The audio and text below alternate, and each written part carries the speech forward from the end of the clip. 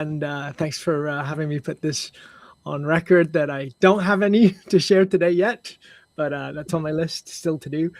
41 podcasts I have identified, and I'm writing to them to see if we can get Sam a little bit more visibility as a guest.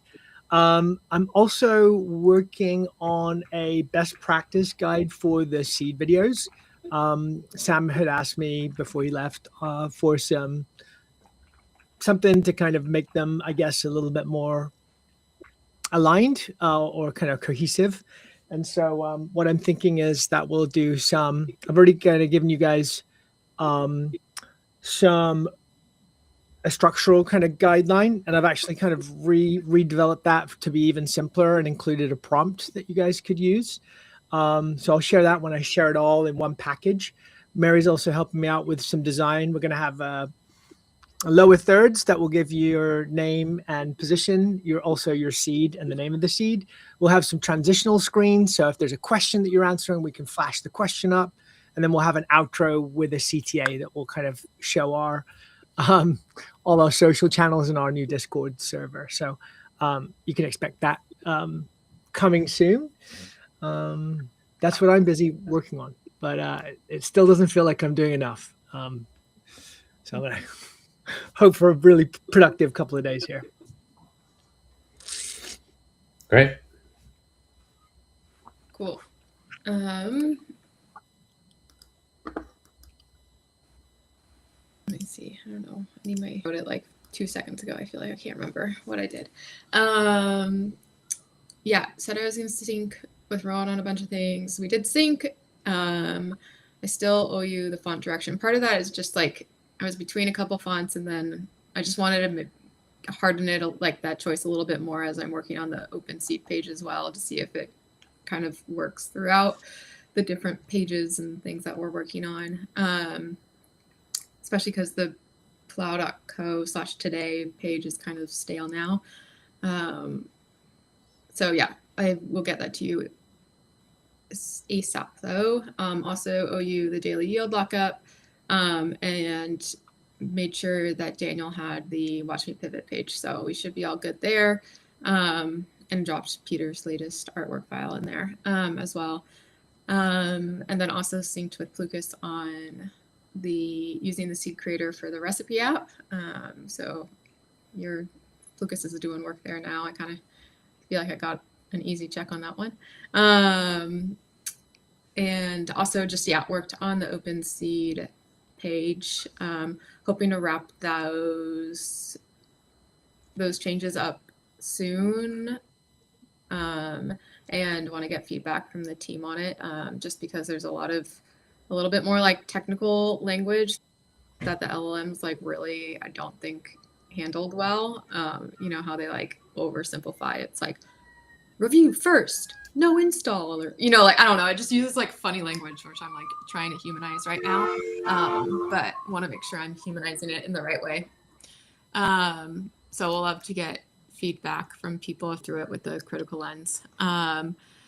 And yeah, I think the other big thing on my mind, this is more to do with Rowan too, is just like, I want to get a Figma all set up, but I'm kind of blocked on that. Like right now it's just in my like personal Figma, and like in drafts, but like, I know I'm like 90% sure we can get like startup discounts on Figma. That's like Figma free for like a year. So it's not just like one free month. But we like need like these like VC codes that I think we're kind of gated by Sam on. So it might be a little bit of a stopgap solution until Sam's back. So I want to set that up for us and like have a better organization of like all these brands and whatnot, so we can work with outside designers and like agencies and all that kind of stuff. But at the very least, in the meantime, I'll try to set up kind of what you had asked for in Slack, and then get a better setup soon. But it's like as soon as you start a Figma account too, you can no longer claim the freebie. Yeah. So I'm like holding off on starting the plow.co until we just haven't needed it really till now. Yeah. So it's top of mind, and I want to set that up. Yeah. I just want you to know that a little bit blocked. Yeah, I kind of also feel a little bit, bad kind of just doing these kind of ad hoc kind of like, can we get this like, and I need it, I think a Figma will kind of unlock me a little bit Yeah. from having to kind of, bug you for stuff. Guess assets or what. Yeah, totally. I hear you. But as long as you don't mind me bugging you, you'll tell me if you can. No. Okay. Of course not. Thanks.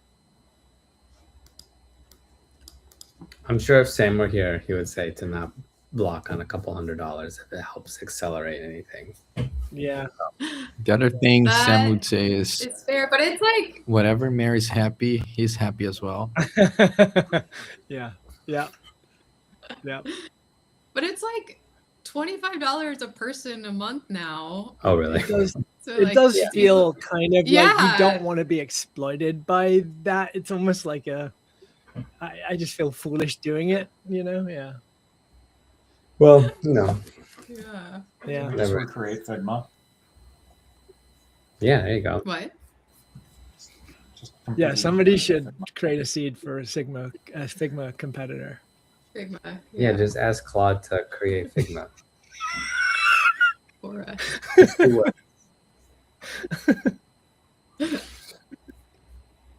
and then hook it up to Almanac. Yeah. Yeah, it's just a new almanac feature. Yep. Cool. So I'm still working on Seed Creator, and my approach to that is kind of trying to create some realistic like eval suites for that.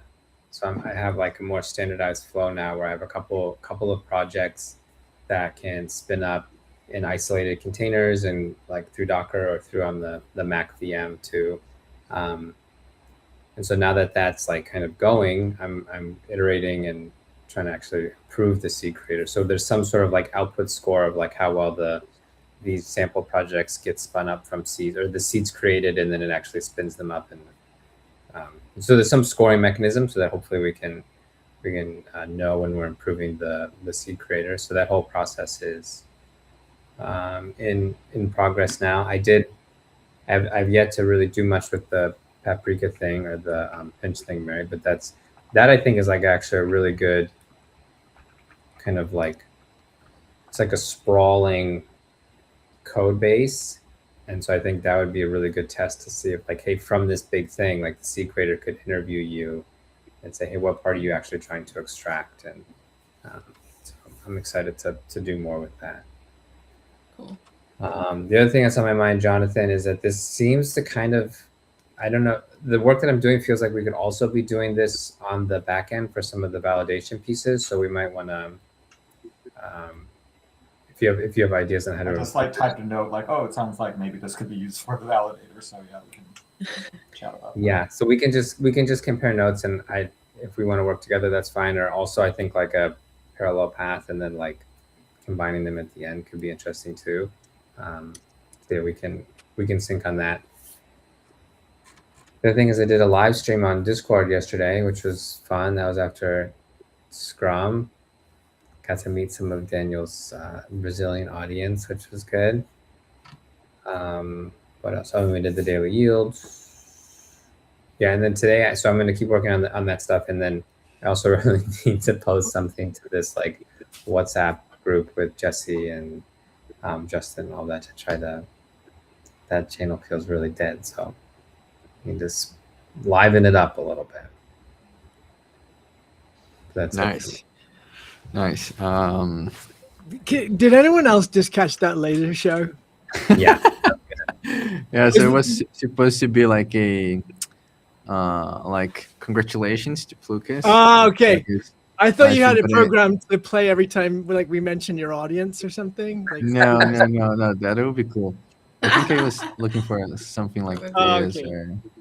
or this. Yeah. Oh yeah. I clicked the wrong button. Okay. Yeah.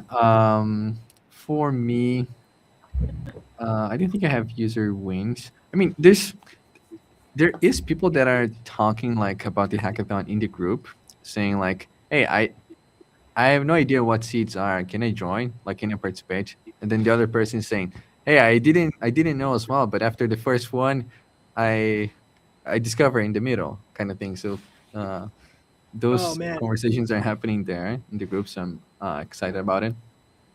Uh, there was someone that, so I think I said it 7 p.m. my time. I'll do a live stream with people about the hackathon, and people were excited about that as well.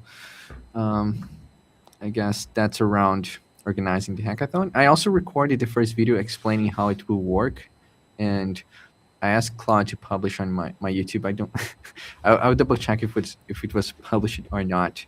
But we will have this explanation of how it works for people that are joining. Um, Joining Discord specifically. Joining the hackathon. Like, Okay. hey, what is this hackathon about? Oh, it's about seeds. Oh, what are Yeah. seeds? And Yeah. that type of stuff. What do you need to deliver? The type of questions. Would you share some of those questions for me? I'm kind of feeling like we need to populate some of the channels in Discord, and I think those are probably, if those are kind of like FAQs, it might be good to kind of just either create some short videos or even some just text-based answers that people can reference. I don't know. Yeah, my goal is to. There was a few of the questions that I recorded in the videos, like if you're watching this, check the source of truth, the rules, right? That will be published somewhere, like a website or something that I will prepare with the actual rules. So there's a few of those questions, but yeah, I will prepare something more structured for people to reference. And my plan is to give the quick start today, but not like close the door for people to join. So I'll keep this like a long hackathon because I want to participate and help everyone that is participating to make sure that they are doing seeds, and if they're blocked, I can help them. So that's my idea. Hey, Ron, Do- I think it'd be fun to chat about like some like topical stuff, like in AI, or like talk about like the RAM price increases from all this stuff. Like, do you like should that be like in the daily yield? Do you think, or like in general, or where do you Yeah. want stuff? I mean, I think see, every time we start a new social channel, it's another mouth to feed, and we're going to get kind of specific. We need to get kind of specific about what appears where. And there's a lot of overlap.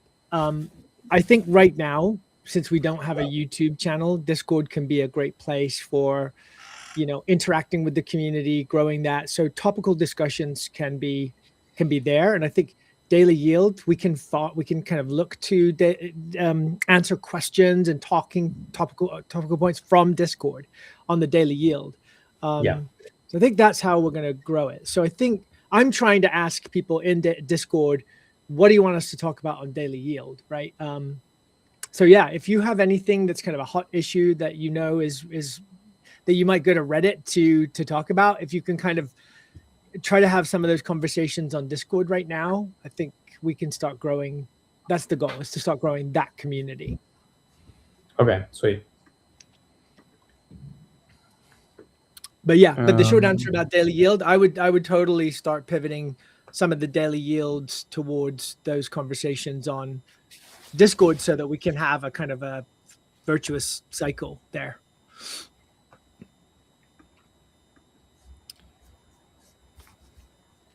So I I think I shared yesterday with the rest of the team, but not with Jonathan. My goal for creating a seed that uses auto research is to apply that to run the ads that I'm going to run for hackathon. So like auto research, run the ads, do the experiment, see if it works or not, and try the next one until hopefully if it works, then we have a really good ads running. So this would be like a real world usage of the auto research. That's what I'm exploring. And I like just sharing for the team this approach of not exactly running auto research because don't need to train the model, but like that strategy of coming up with the hypothesis and testing and me giving the feedback, I was doing so to run the ads. I would need like images, for example. So one flow is like generate image, but don't generate only one image. Create different hypotheses for different images, like create 3 of them, and then I will give feedback each round. So the next round we do the same until the AI understands what I want, and this is saved as the prompt. So whenever I need to generate that type of thing again, I have the prompt, and doing this iteration using the auto research seems to work. So, for example, generating a human face using a model like that looks real and not AI slop is something I wasn't able to one shot in the past. But like after a few cycles doing this, I was able to one shot a not AI slop version of me. And this is more of like a methodology, right? Like you're saying like auto research kind of is just like a general like looping principle and looping feedback thing, and less about like the actual seed of the project. Auto research itself is a way for, as long as you have a way to verify what you're doing, it can train the model for that goal.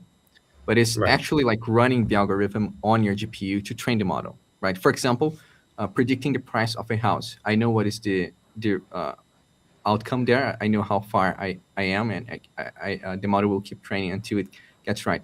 But like, so I can't do this to decide if a image looks good or not, because this is that's my opinion. But the strategy that auto research does, that is coming up with the hypothesis, testing, if it improves, it keeps. If it doesn't, it throw away that hypothesis and go to the next one. Like this cycle is working for me on this auto research style image generation. Sweet. Did you live stream when you were using auto research for like the image generation? I'm always streaming. I guess I was wondering if it could be like edited into this is how to use auto research, because I feel like from a C perspective, that's kind of the missing thing. It's okay, I had like this blob, now what do I do with it? But if there was like a video on like, okay, you get the seed and then here's what you do with it, that would be pretty powerful. So this, I don't think I will be able to edit that into a video, because like the content is scattered around the string. And the other thing is this cycle of like, for example, improving the image, it is not auto research itself. So for example, I don't need the seed that installs auto research to do that thing. I would need a seed that describes the methodology of the auto research, but not auto research itself. So I wouldn't actually be using the auto research on what I shared. But we could create another seed that is like auto research like.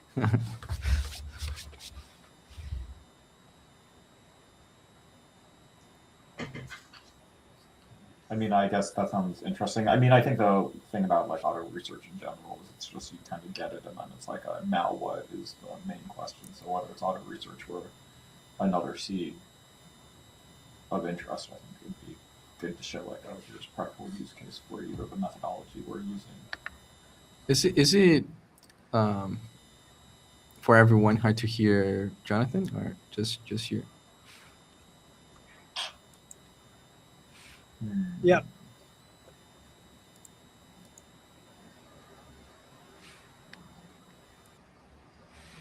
You hear me a little better now? Worse.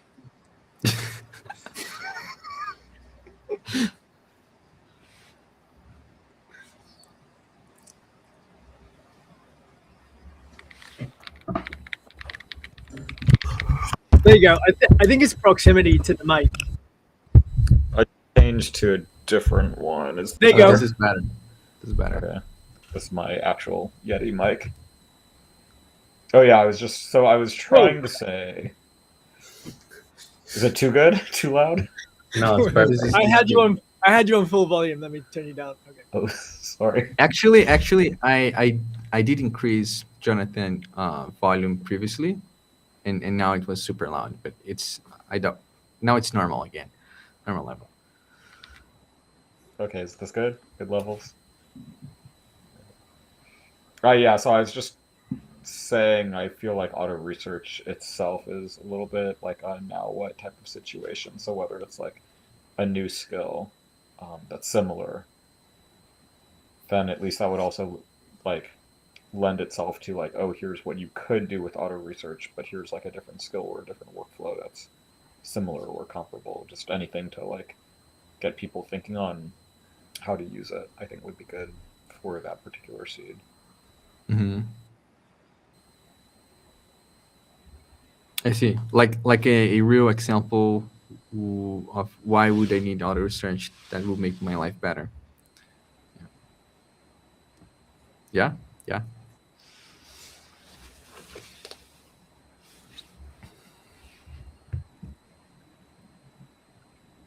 Do you have anything else? No, sorry. That's it. Yeah, then for me, my status update.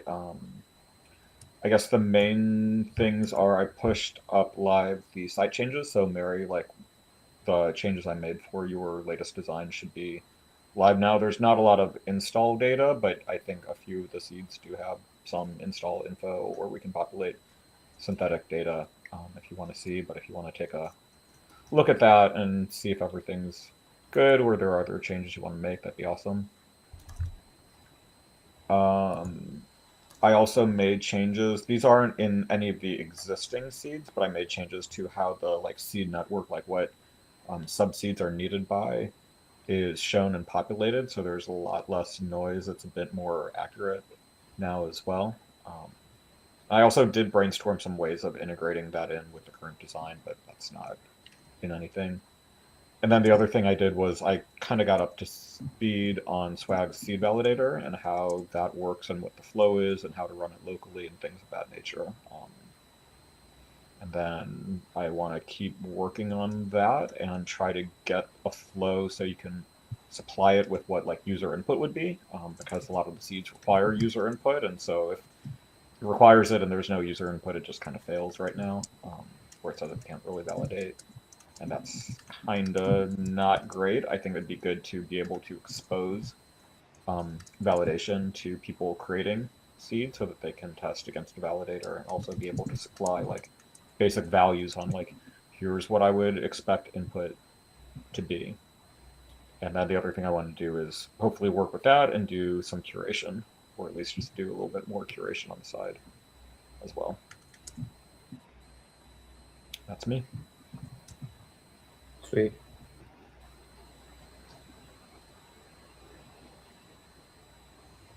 Any garage items? I mean, I think, Lucas, at some point it can just be you and All me, right, I but have we can another, like, discuss the, like how you're doing validation versus like how the validator is doing validation, see if it can be combined for sure. Cool. There like a whistling on anyone else's audio? Or is that Yeah, just no, I mine? can hear as well. Is it my AC? Let me see. Okay. Goes I don't know. We can. I don't hear an echo, so it's probably me. No, not an echo. It's like a whistle, like a really like Did it self high pitched. stop for me? Yeah, Okay, that I stopped. muted Jonathan. Yeah.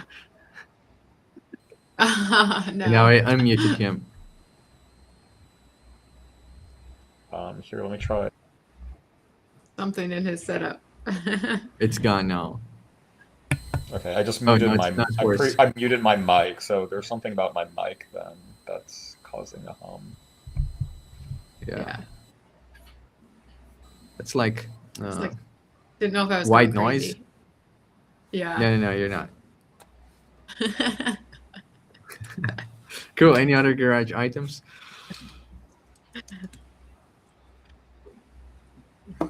You want to talk through the eval stuff a little more detail? Me or Jonathan? Oh.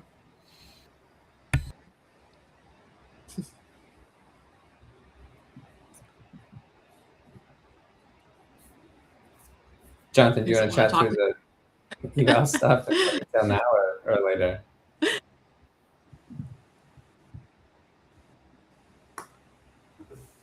I can't hear him. One whistle for yes, two whistles for no. I can talk about validation with you because Okay, great. Let's have a validation chat. Daniel, I want to talk to you about hackathon and how I Alright. can support that and how oh we can yeah, leverage that on Discord.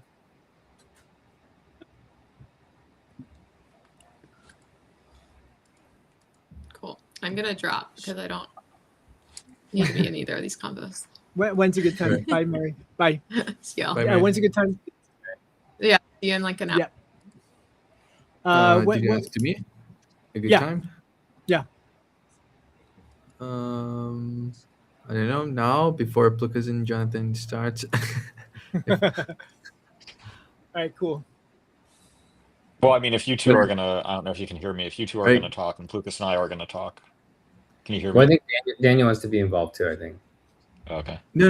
I was. we can have a whole I didn't- engineering-wide discussion. Okay, yeah, we can. I'll wait for you. Okay. This will. No. So, Rowan, can we chat it like in 30 minutes? We can. One thing I am a little distressed about is I'm not seeing some footage in the Dropbox folder that was in there. I don't know if that's something that it's a bit of a fire that I need to put out. I'm not sure where it went, but we can talk about it in half an Yeah. hour if you want. Yeah, It's in Dropbox the- should do like backups or. Yeah, I'm pretty sure. Let me know what was deleted, and I can take a look if we should be able to Okay. recover that. Move-in day. There's no footage in the move-in day. All right. All right. Talk later. Thanks. Thanks. Cool. All the engineers. Well, Mary's an engineer as well. Yeah, that's true. Okay, so the work that I've been doing is focused on like evals mostly. So I want to take like a raw project source, like from GitHub or some craziness that like Mary has, and figure out a way to create a seed from it in like an isolated way, so that I'm not like using Claude's like project memory and like like it needs to be kind of like a clean room-esque thing. So that's one part that I've built. Then the other part is like getting it and running it on inside a container, like inside a Docker container, or like I did some work to get it running on the Mac VM. So that part's good. Like, are you using Mac VM because of any specific you need? Like, you went Well, so I was noticing like the Dampy thing. I thought would be a good thing to have as an email too. It's like another kind of like vibe coded app or whatever. And I think a lot of the stuff that I can see like there being Mac OS specific things that we're making was my hunch. So creating an environment for those to run. I thought there was another one, but it's not coming to mind right now. But what you Cloud described is like itself. it's similar to what I'm doing on my end to develop the seeds. And I don't know. If it's helpful, I can share more. I had a few learnings on the past. First iteration was trying to set up the substrate. I'm calling substrate the container as a seed. It takes time to set up, not deterministic. So what I did is my setup is with Linux, Ubuntu, and Claude, and my people. Those three are a part of my substrate. And whenever I get to that point, so fresh machine, the only thing that is there is the necessary for me to run an agent and ask the agent to implement something for me. That I create I don't know I don't know if I create a snapshot or something. I don't know if it's a snapshot. I don't think it's an image. I think it's a snapshot of that thing. And the only thing I do is I create a bank of Claude offs. So I manually, it doesn't need to be manually. I use automatically, but you could do manually if you don't need to go through the automatic setup process. Set up 10 authenticated Claudes into volumes. So they're mounted into volumes. And so this gives me, I can only run 10 machines in parallel because I have 10 authenticated Claudes. And I don't want two containers to be using the same the same authentication, because this cause issues. So that's what I'm doing. Fresh container that I can spin up like in 10, 15 seconds with the necessary stuff to hydrate a seed using this cloud mounted volume as a way to not need to manage authentication on that substrate. If I tell the agent to implement, after it's done, I don't trust, the agent will always say that it did the work properly and it's working, and he did his own checks and his checks is passing. I don't care about that. I mean, I care. After he tells me he's done, then I go to the external validation. That is a separate engineer, like running on my machine as well. Doesn't need to be in the container. Just like, hey, when the agent's done, I would do this myself. So instead of me doing this, you tell a browser to do my thing. After that is done, tell me, then I will verify. And if the browser catches stuff, it needs to report to the engineer that is managing like 5 or 10 of these hydrations happening in parallel. He changes the seed. He spins up the same cycle again and keeps doing this until it works. Yeah. Yeah. So on the end, I've been looking at, first of all, for manual stuff that I do, I basically have the same idea of I want to be able to spin up VMs like super, super fast. So I use a Ubuntu project called Multipass, and I have like an image set up with basically everything I generally need, including Claude, and then can go from there. The one thing that I've had issues with is for using the subscription to Claude, it does require me to like manually log in every time, and I don't want to use a API key to automate that just because of costs involved. So that's my one like manual thing. Whenever I have to spin up an image and start running Claude, I have to do the login flow myself, but that lets me spin them up, do whatever I need, tear them down super fast. That's for just my personal manual purposes. For how the validator works, that just uses a Docker image, and just will try to run the install. It uses the Claude-P, so entirely non-interactive, which, so I want to look at, can I supply, if we're going to try to do a seed install in an automated way, can I either supply just like a file, like here's what to do when you want to get to the questions, or do I need to do something where it's like, running in tmux and then automatically kind of answer as it goes? Because it could come up with something that wasn't defined, and I may still want to be able to fake an answer. I'm not sure if that's the right approach. So I was thinking of trying something like that, because I know both of you, I think, have had like success doing tmux-based control of one agent talking to others over tmux, it seemed like. So I was gonna probably steal some of that. And then I thought it would be nice also if you're making a seed and want to validate before you submit, or kind of run against how we do the validator, to be able to say, okay, just like validate this, don't actually add it to the catalog. And then I was like, like Daniel made a way to view the tmux session in a web browser, so maybe exposing that would also be kind of interesting to keep tabs on its progress. I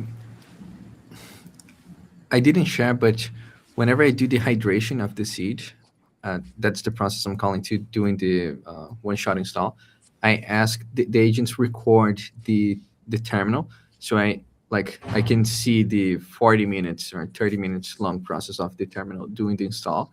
That's one video that I extract as artifact as proof that the install worked, and the other is the external browser using the thing. So those two videos I currently capture on my setup.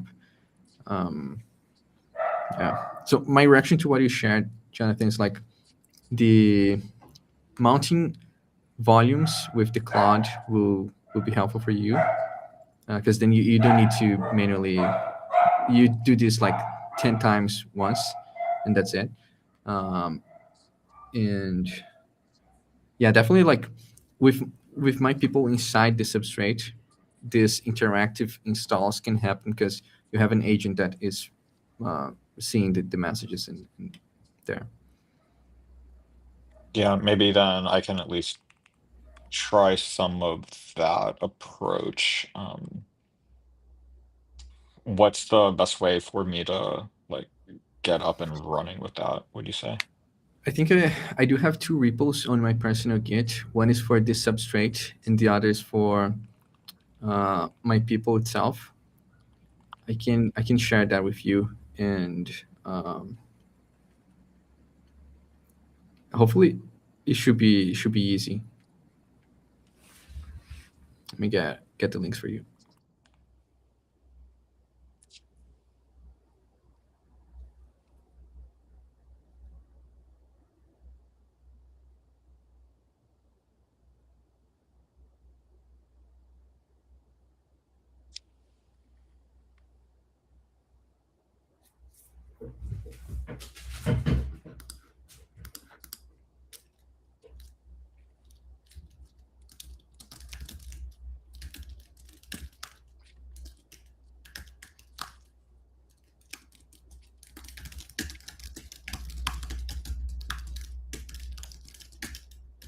So Plukas, when you run yours, what do you use to determine like, oh, the seed is set up correctly? Do you have like conditions on knowing if you're in a good state or not a good state?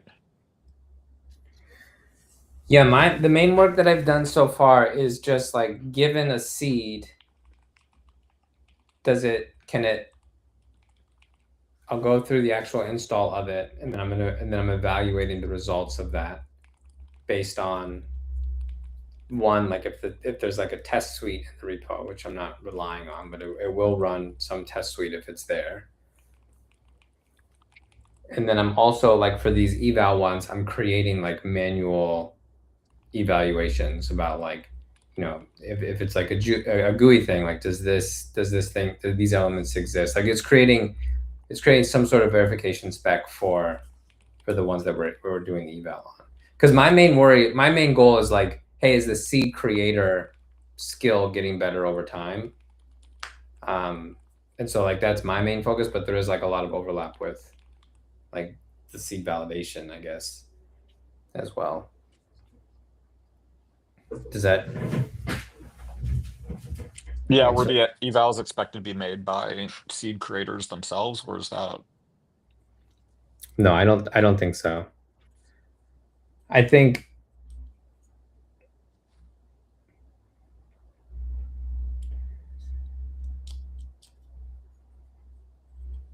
yeah, I guess I haven't thought too much about that, but I mean, there's some part of this like interview where you're like extracting out the essence of what the seed is, and like maybe as part of that, it's like what maybe yeah. I don't really know how that verification section in the seed's going to get created, but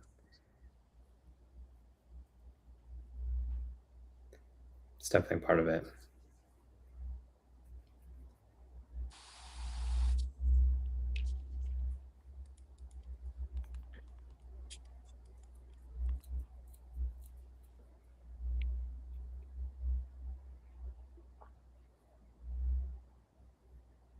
We're just kind of realizing that it's like we have all of these like really like complicated tooling about like, you know, Docker and spinning all this up, which is really helpful for like us in the background validating or like doing evals, but that's not really something that we would have access. That's probably not going to be part of the seed creator itself, right? Like I don't think we would want to have all these dependencies on that for the seed creator, right? Like if you just have some vibe coder project and then you're trying to extract a seed and we're telling you to get Docker and all this crap, that might be too much. I don't know. What do you guys think? I guess, I mean, Well, part of the beauty of the seed creator is it could be a seed itself that installs all these things that you need, I suppose. Yeah. But I would say, is it something to consider running remotely? Yeah.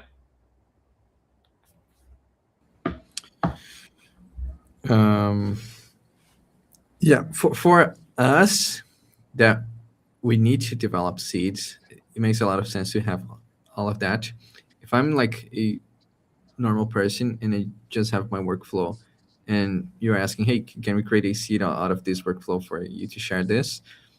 Not necessarily I want to have like 10 containers doing the thing running in my machine and babysitting that process to see if that seed works or not. But if we are able to create this skill creator flow that can be a example. Hey, I'm talking about my flow here on this YouTube video. You pull that, extract all the features, and run through this process. Maybe as a I don't know, like for example, in the hackathon, if people want to develop seeds, it will make a lot of sense for me to host this where they can paste their seeds there, or like paste their project and see that service creating the seed and showing the results and the live thing running and the videos that show it works for them to just say see if it works or not. Um,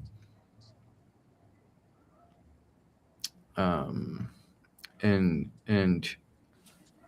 I would it would make sense for me to have this thing running with my people setting up the containers and doing the hydration of the seeds and recording the videos and doing the loops, and just let them know if the seed is working or not.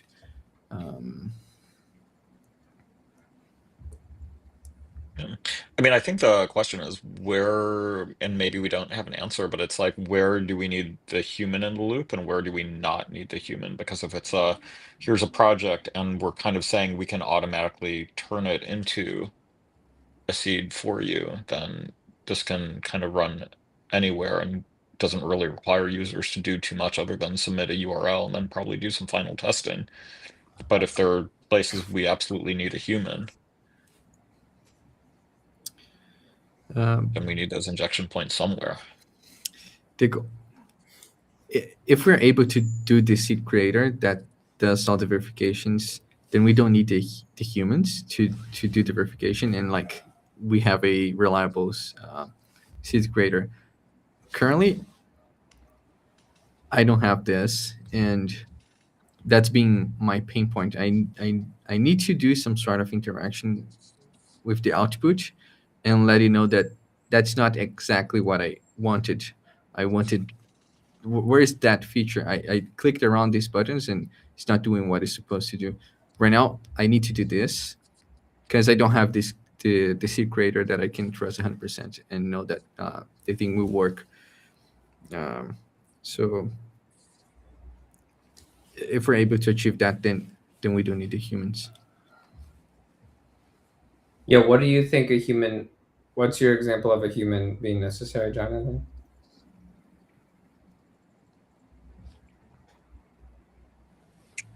So I think if you take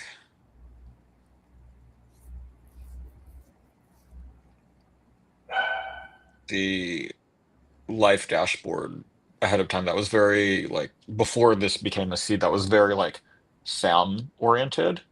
And so there were certain things, at least when I was creating the seed, that I was like, these things that are like oriented towards the person you need to ignore. That was just like me looking at it. I don't know how much. Mhm. I mean, I guess if it's not human oriented, then why is like installation not just a skill on like, hey, here's a GitHub project, go install it? Like, where do we define the line of like, this is what's useful to a seed? Because if we're doing all automated transformations anyways, then like, where does the seed itself come into play when it can be a skill kind of wrapping around everything? Maybe I'm not totally following what you're saying because like I'm imagining like that the simplest form, like the seed creator is a skill that'll like look at your project and like ask you questions and then output like a seed MD. I guess my question is like, okay, so why would that not be a runtime thing versus a make some artifact that's a seed and then we run the seed? Why are we doing an additional hop into a seed? Would be my question there. Where does a seed get us? That just saying install this project doesn't get us.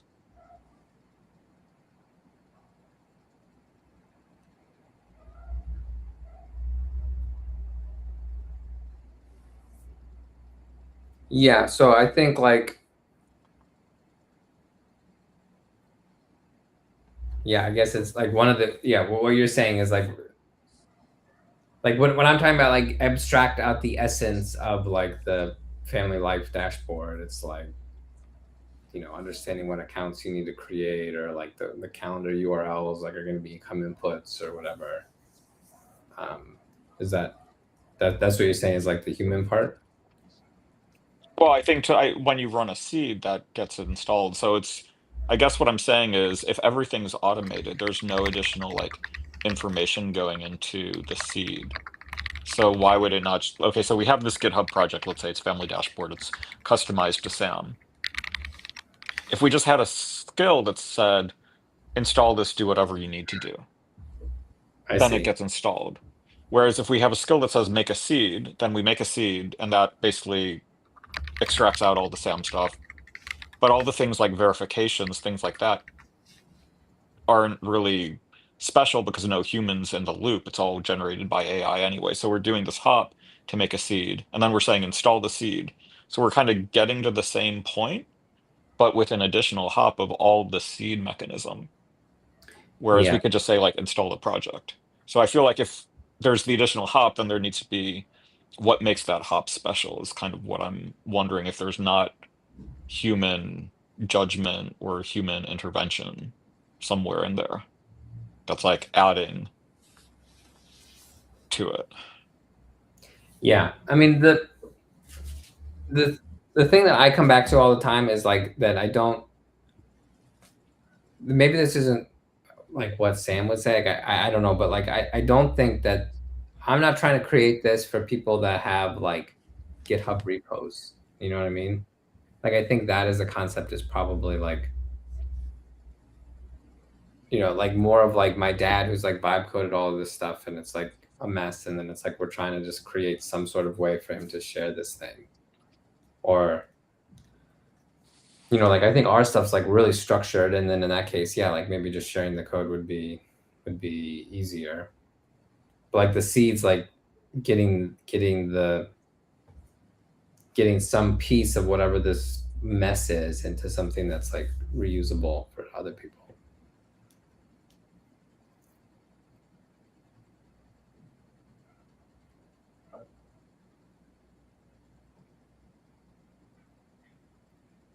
Right, like because what you said, I mean, you're kind of like questioning what the value of a seed is, which I always, you know. Yeah, it boils a little bit down to that, I think, is Yeah.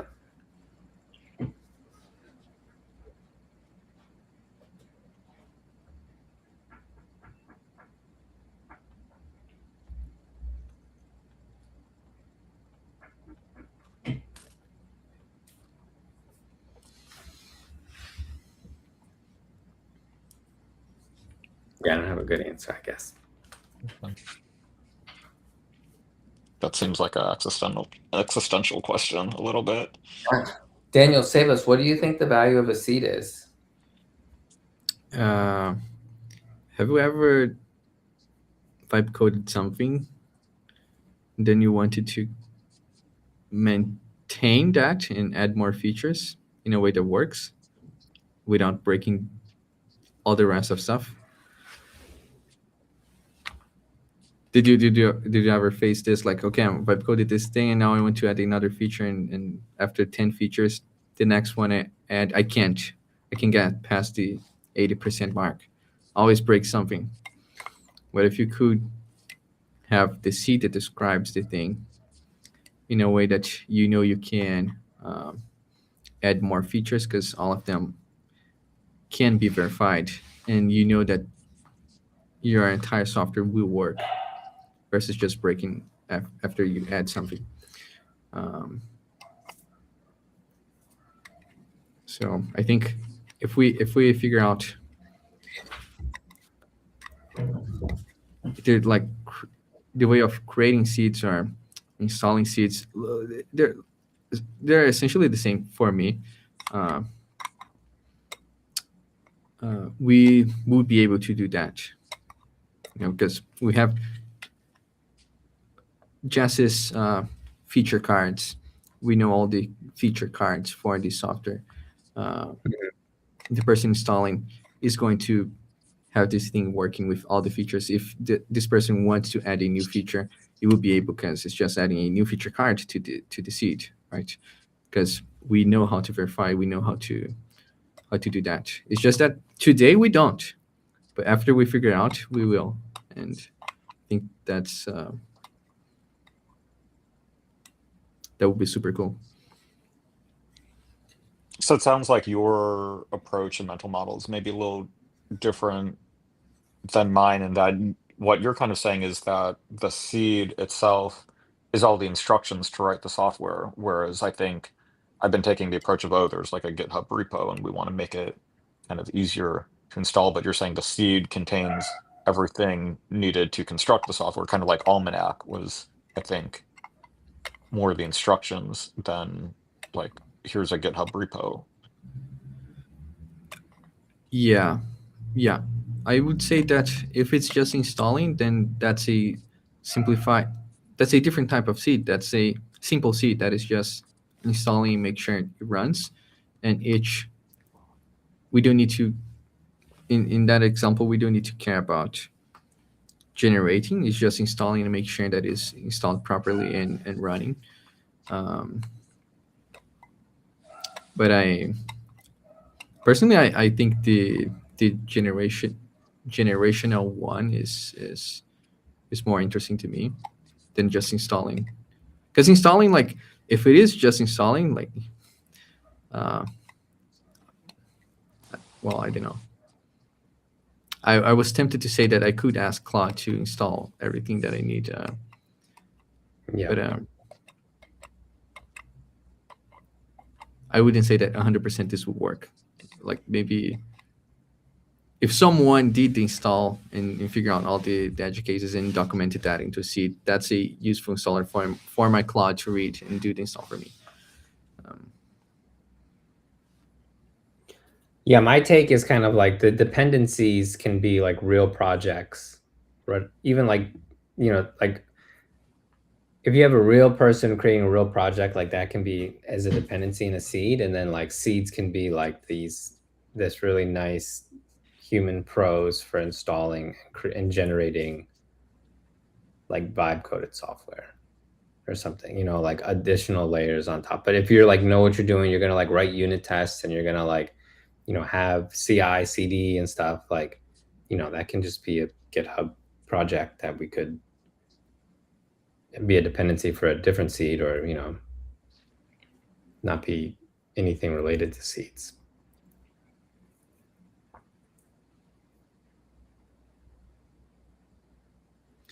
If I was going to do a project like a SaaS or like any project that I would I would develop as a seed, even if I would develop as a seed, because there is only like a point that I can reach just by vibe coding, like the 90% or the 95% or the 99%. But at some point, everything breaks and you can't maintain it. So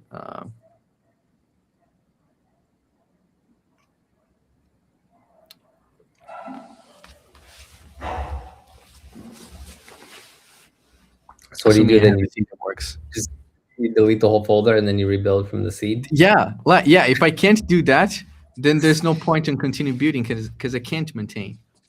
Mm-hmm.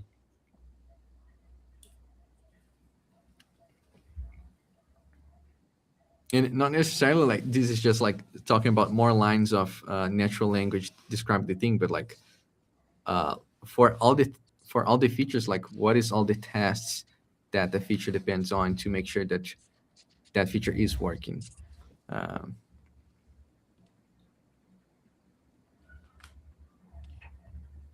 Well, I think maybe that's like the heart of the question is like, what is the validation? And we can have AI come up with validation, but how do we know that's exactly right? I suppose that's like the one spot where the human might have better judgment because the human knows what the features are and the proper way to validate. So in like seed creation, I think maybe that's where the human needs to be more in the loop is like, okay, maybe you give me suggestions on how to validate, but is this enough? Are you validating like the crux of the product that the seed represents? Yeah.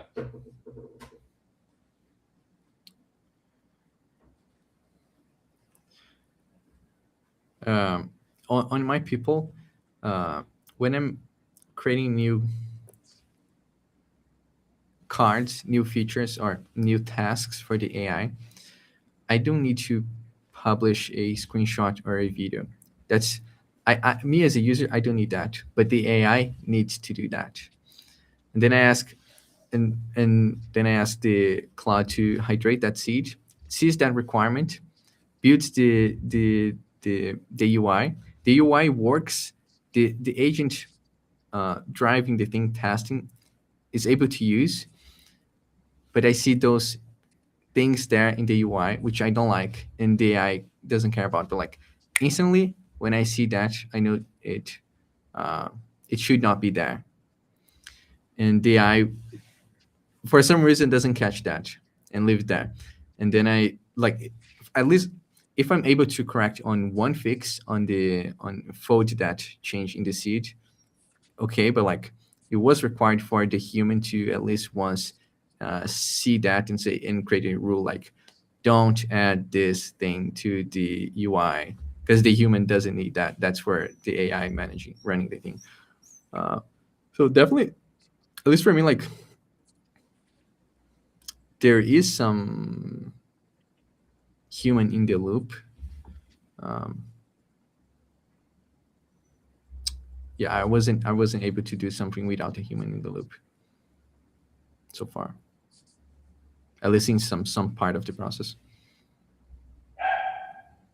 And the AI was able to like the thing was working. It's just that I didn't want that thing there. And maybe the task wasn't good enough to catch that.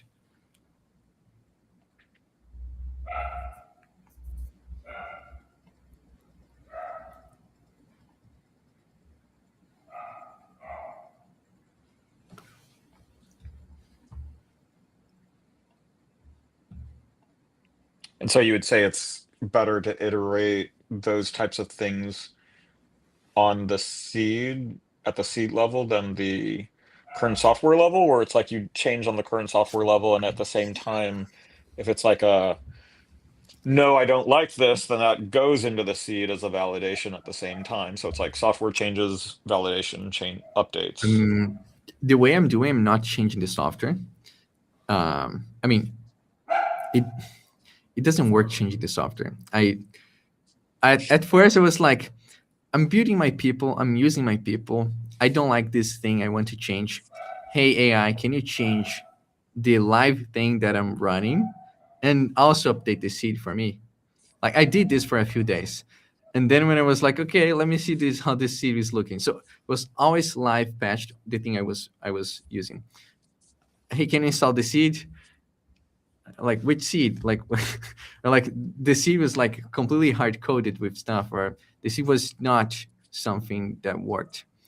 And now I am strictly prohibiting the AI to change doing live patches in the source code in the software. The only way for the AI to add, the only thing that AI can add it is the seed, and then do the hydration, do the install of that seed, and see if that produces the software I want.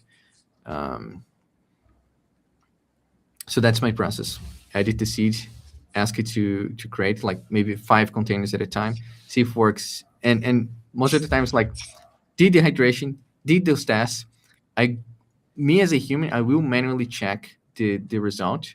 It's not good enough. There's something else to change, and then change the seed and do the loop. I mean, I do think that sounds better, but doesn't that take like a ridiculously long time when you're doing it at the seed level? And Yeah, but it's because I didn't nail the thing, right? For some time, yeah. That's what I'm exploring. I want to make this work.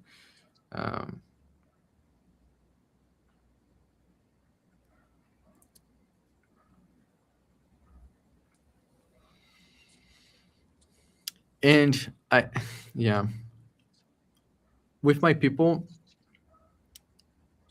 I would try something now instead of this process of like doing the seed level change. It's expensive, right? Takes time. So I want to experiment breaking into different seeds. So, for example, I was building a watchdog to make sure that the team is working. And for me to add the watchdog, I was having to add the whole my people seed to add that feature. Instead of doing that, I want to experiment. That's the base of my people. That's my people seed, like the center of it. If you want to have the watchdog as well, install this add-on seed, and then you have this feature. So if I can save the state of a my people that was hydrated and was working, then I can just test this this other feature that is the watchdog and the other features as well. So instead of building the entire thing. So this is something I'm testing as well.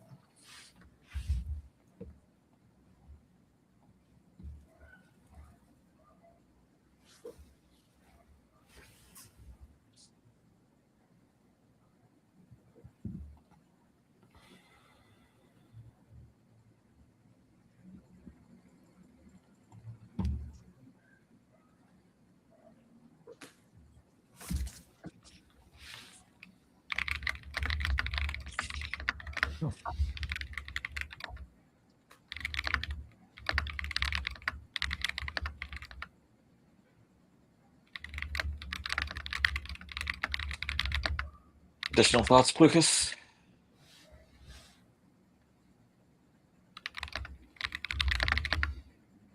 No.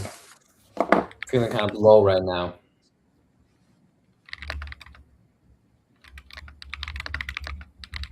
Because all the stuff you guys are, like, I just, yeah. I don't know how to,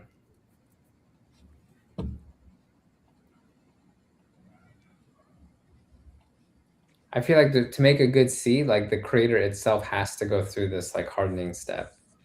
And I don't know how to like, it just seems really heavy and like a lot of, A full-time job.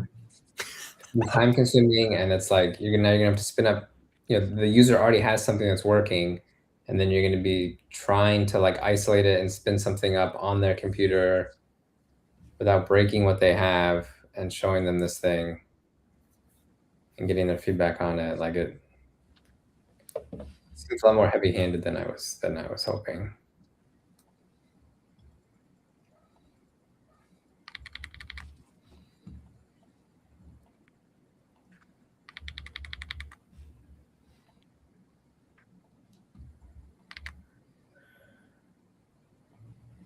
I mean, maybe some of it is what's our assumption on what we start with as the base, because I think coming into this conversation, we all had different kind of assumptions on what the start of a seed was. I feel like, to recap, correct me if I'm wrong, I feel like Daniel's was, I start with the seed, everything's in the seed, it's a blank slate, and I build the seed.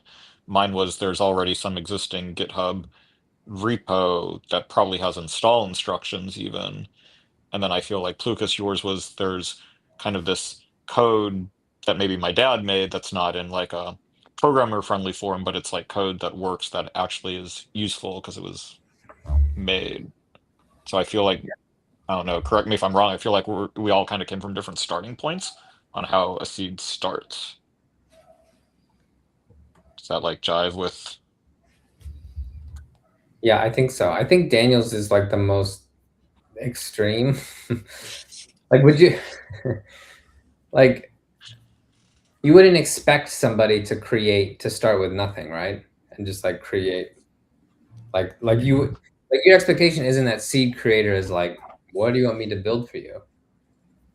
Right? Like you would have to point to something that's existing. Like if it is like a Git repo or a folder of map. I so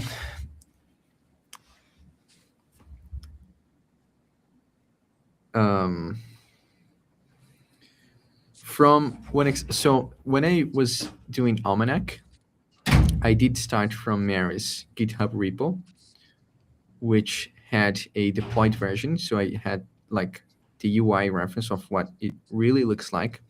And the flow is like, hey, we need to build Almanac. There's a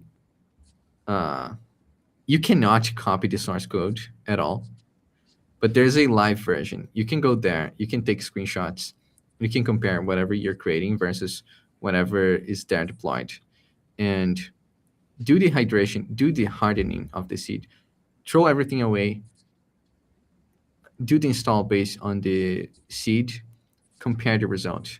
If everything that is there is not here, your job's not done. So that's Almanac. I did start from that. My people, like, I had the idea, I had the concept, like it worked, the system of messaging agents, and then maybe there was a brainstorming that was like dumping all the features that I cared about, and then build something and iterated from that. When those guys cloned Claude, when Anthropic leaked their source code, like the description of the software was the software itself. So hey, here's all the features. Like figure out what is all the features that this thing is doing, and I mean, here's the description of the software. Here's the seed. It's the software itself. I don't know if you remember like Strong Beard presentation 1 year or 2 years ago. It's like, if I can see all the change logs of the software, like all the new features that were released, I'm able to build what the software looks like today. Or if I do have the source code of the thing, the software, I can build the software again.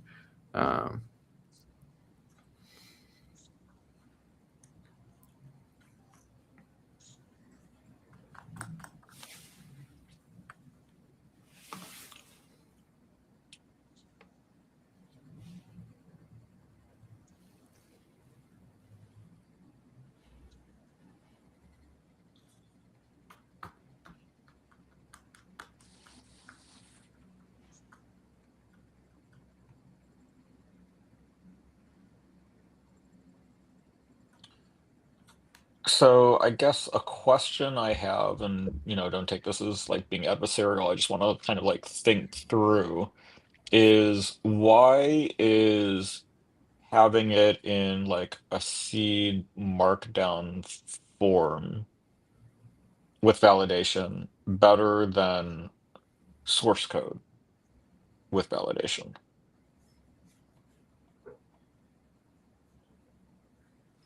That's a good provocation.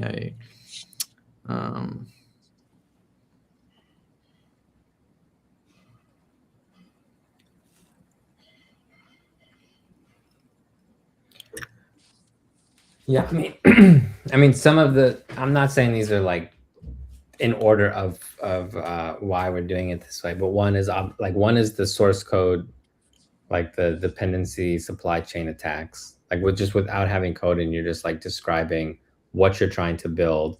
You eliminate that vector, and the thought of being like software is free to build. So you're just like creating like a structured recursive way of describing what you want, so that when you do install it, you can remove those attacks, like they're just not there, or you can customize it and build it in any language that you want. There's an argument that's like maybe source code is like a more exact and a more just like a more descriptive way of describing what you're trying to build. Like that's definitely a good argument. If I think if we have a good seed that doesn't have all the problems that the code has, in code we will have like, maybe if we look at the source code and try to say like what is the feature that the user was wanting, maybe there's a lot of things there that are not true anymore, or it's stale code, or bugs. And there's bugs. Is that the thing that the user wanted? So from the description of what the user actually cares, I know that that's what the user wants, because that's what we're documenting. In a world where we can, in a world where software is actually like free and fast to generate, then we don't need the source code anymore. We just need the purpose for that code, like the problem that the code is solving. So we could say like, oh, Claude 4.6 built this version, but there were bugs. We just pointed at Claude 4.8, that's the new one, where Fable, save, rebuild it, and then just magically has less bugs, because we're not dealing with the software artifact. Yeah.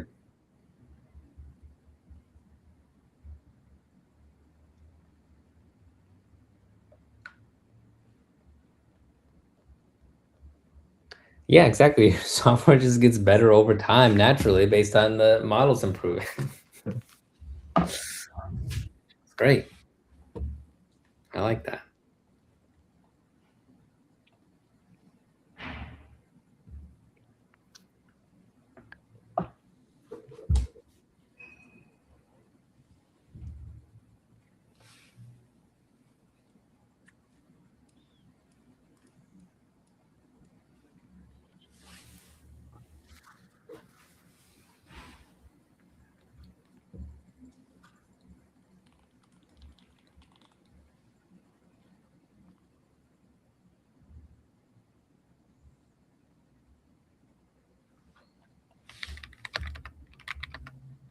Okay, so before I go, like I have questions. If you guys think that like how deep should the creator, like for the creator, when we're like, hey, like any user go install this thing to like create a seed from whatever you have running. Do you think that should like take a long time and do all these isolated and hardening and Docker builds to like try to perfect the seed in this like single shot? Or should it be like a more looser thing, and then we have all of these specs like in the cloud or whatever to try to improve and the seed that way? Or leave it more up to the user to like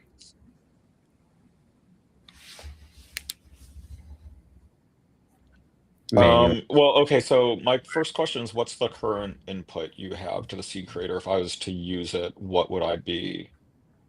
What's my input into this?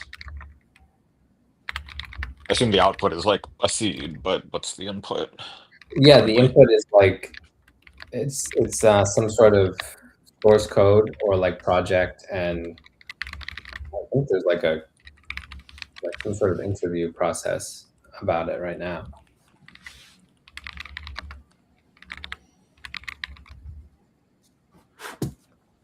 From a use case, like user case scenario, they have some source code, and I guess probably someone has said, oh, I'd like to use this, and they naturally think, oh, I'll convert this to a seed. Is that like the kind of case that we're targeting? I think so, yeah. So then I think the question becomes, how much of a burden do we want to put on users? How much of a hurdle, like, which really implies what's the payoff to them, because the more burden, there should be more payoff for them Yeah. going through this process.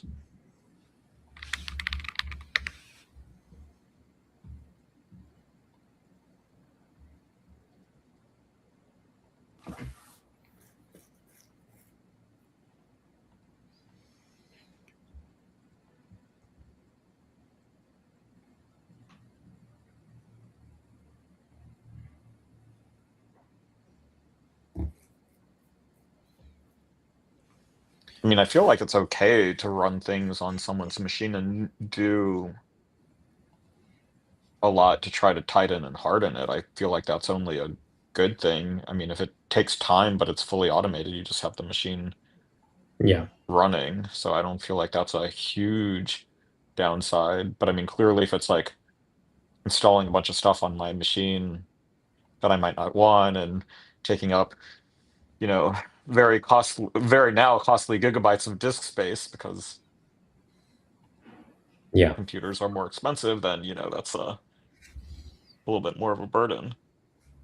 Clearly, if it can clean up and play nice, that's fine. If it's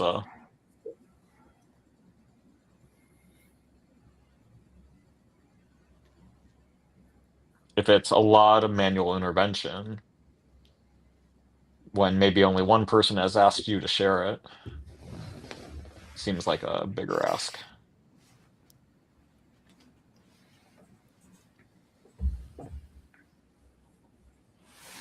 But if it's the type of thing where, I mean, I know we're not really headed in this direction, but it's like, oh, there's like monetary value to me sharing it. I can make money off of sharing it, or something where there's like significantly more, where I can get credibility by sharing. There's more like advantage.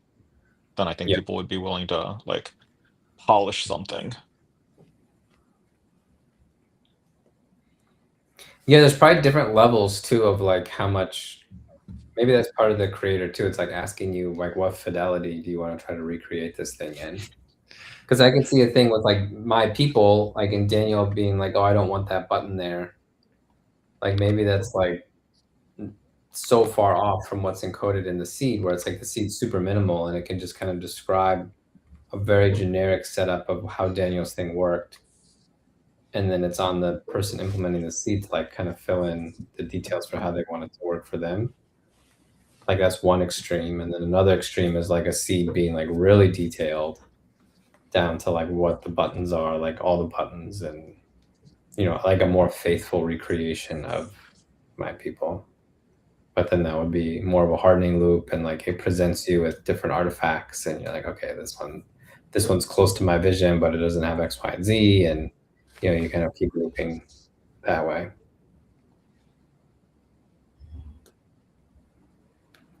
Choose your own adventure. Choose how much time you want to spend with us.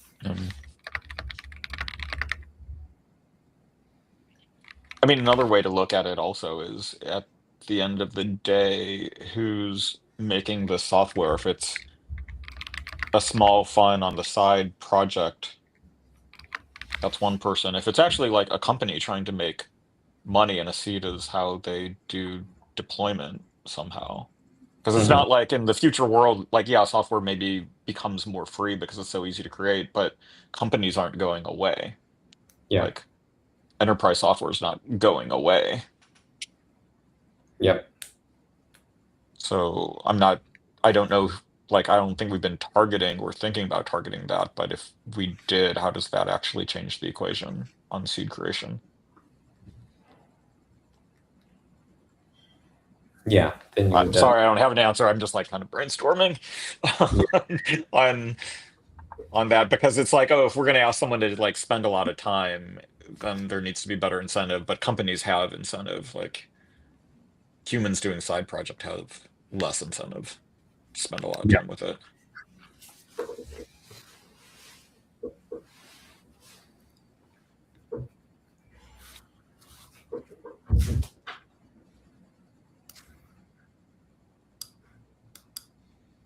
Okay, this has been a lot. Been to digest, I think.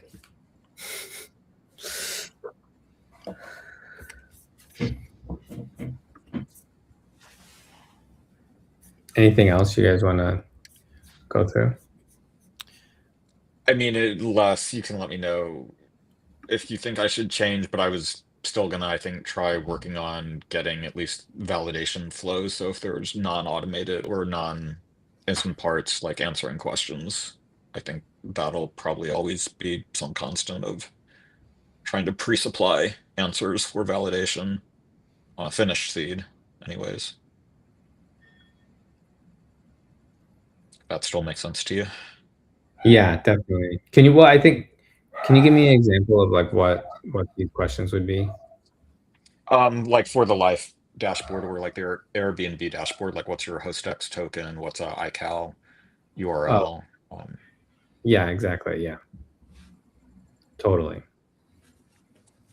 Like when I'm developing like for Domo, for example, it's like, what's your SSH credentials into the Raspberry Pi? Like, what calendars? Like, it will connect to to your Google Calendar thing, and then through Claude, and then it'll ask you like what calendars you want it to select for you.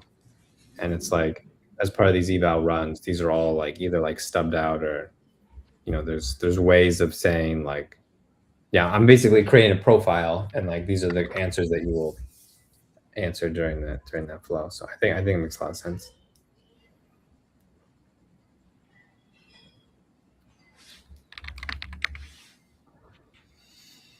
Cool. Okay.